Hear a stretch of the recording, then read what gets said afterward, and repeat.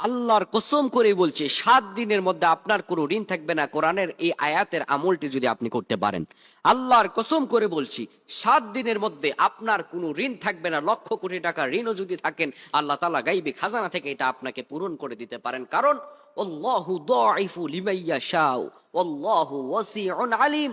আল্লাহ রাব্বুল আলামিন হচ্ছেন সেই প্রাচুর্যের অধিকারী, যে রব এই পৃথিবীর সব সম্পত্তিরও মালিক। সুবহানাল্লাহ বলেন।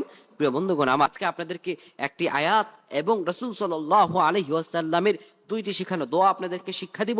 রাসূল সাল্লাল্লাহু আলাইহি সাল্লাম বলেন, কারো যদি পাহাড় পরিমাণ ঋণও থাকে, আর যদি কোনো ব্যক্তি এইভাবে আল্লাহ সুবহানাহু ওয়া তাআলার কাছে প্রার্থনা করে, আমার রব সঙ্গে সঙ্গে তা কবুল করে নেবেন। পৃথিবীর কেউ আল্লাহ তাআলার এই দয়া থেকে তার বান্দাকে মাহরাম করতে পারবে না। সুবহানাল্লাহ পড়েন।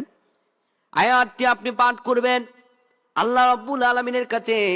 এই আয়াতটি আপনি 7 দিন একটানা পাঠ করবেন। আপনি পড়বেন ওয়াতারযুকু মান তাশাউ বিগাইরি হিসাব। আল্লাহ তাআলার কাছে আপনি বলছেন, রব্বুল আলামিন আল্লাহ, আপনি তো প্রাচুর্যের অধিকারী, আপনি যাকে ইচ্ছা তাকে নিয়ামত দান করেন। রব্বুল আলামিন আল্লাহ, আমি অসহায় অবস্থায় আছি, আল্লাহ আপনি আমাকে নিয়ামত দান করেন। কোন ব্যক্তি যদি আল্লাহ রব্বুল আলামিনের কাছে যাইতে পারে, আমার রব রব্বুল আলামিন তার দোয়াকে কবুল আর মঞ্জুর করে নিবে।